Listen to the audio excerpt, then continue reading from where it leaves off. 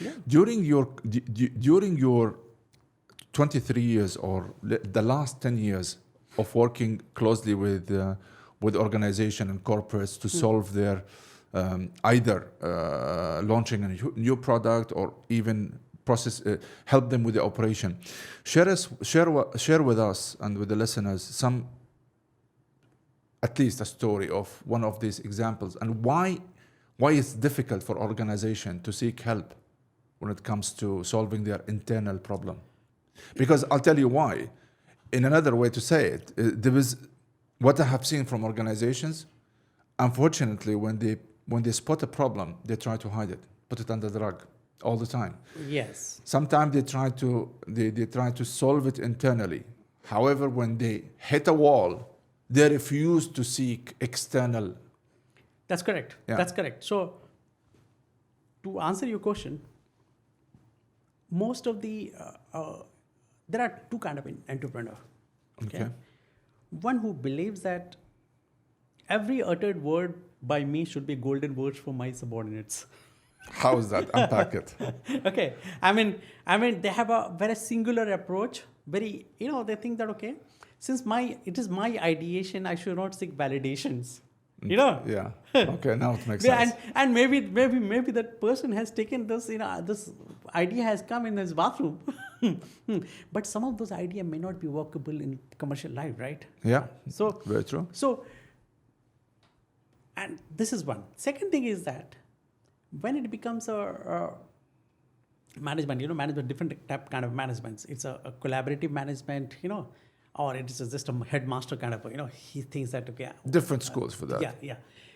So the CEO, especially in the sole proprietorship for, many of the companies in India and Europe, you find the owner is looking after the marketing, owner is looking after the finance, owner is looking after the operations. What happens when the owner makes a mistake? There's no one there to put him accountable. So delegation of authority, delegation of power is key to being a successful entrepreneur. Entrepreneur. Okay. This is something that we will come to it. Yeah. But continue, please. Yeah. So it is the entrepreneur has to believe and trust the experts, who come up with years of experience.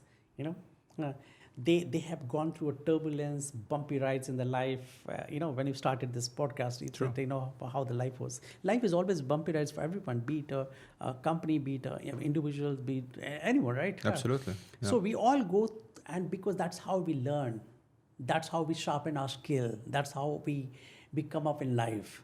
Yeah. Okay. If we have so much experience, that means we have burned the midnight oil to come to the stage, right? Sure. So it is imperative for an entrepreneur, the owner of a company, to seek help of experts, so that they can help them, they can handhold them, and they can take it to next levels. Because if owner keeps doing everything, and then if he makes mistake, who is going to blame to? Not only that, they tend to be, and I was like, I won't say victim, but unfortunately, when I opened my second company, I played all these roles. I was doing the marketing, I was doing the website development, I was doing for a startup is good. For a startup company is good, but the startup becomes a spin-off company. Yeah. Then you have to lose control and give and empower your subordinates. It was not actually the losing the control.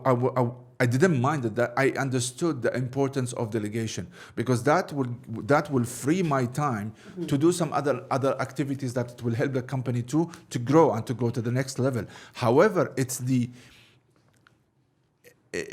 obstacle was really to find someone can jump in your ship and ready to move, to act immediately. Unfortunately, that was the difficulty to find.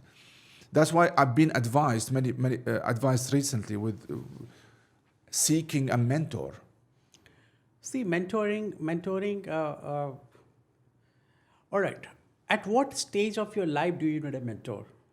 Okay. Now the coaching business is very flourishing. Okay, especially the post-COVID. Yeah. Okay, when they started working on your mental strength.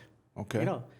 And then physical strength, we all know that, you are a macho, and but mental state, we all went through a very turbulent phase. Yeah, and challenges. Yeah, challenges.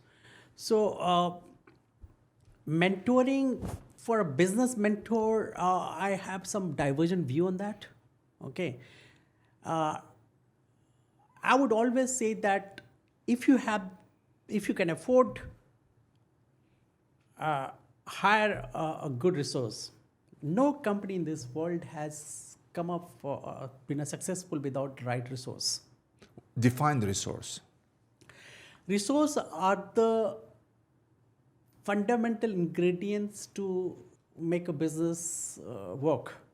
Okay. Is it Resource could be capital, labor, or know-how, or facilities, anything, right? Okay.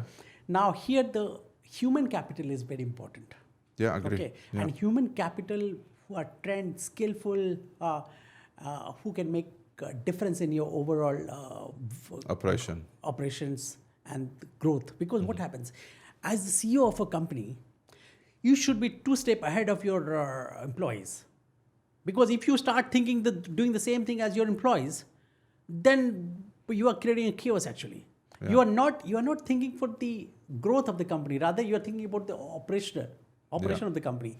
You are thinking about the day-to-day operation rather than becoming a growth driver for next cycle. Which is very true. Yeah. So every company has to, at least the CEO has to think about the next growth cycle, and not get bowed down by the operation work. Very few that I have noticed and I have seen Yeah. managed to separate themselves. Yes. So if let's say if a CEO has got a multiple business interest, Okay. so multiple revenue point Yeah. stream, then he can switch on, switch off from one stream another. Okay. Mm-hmm. But then if he has to see all, he has to look at he has to work in such a way that everything works in a very cruise control mode.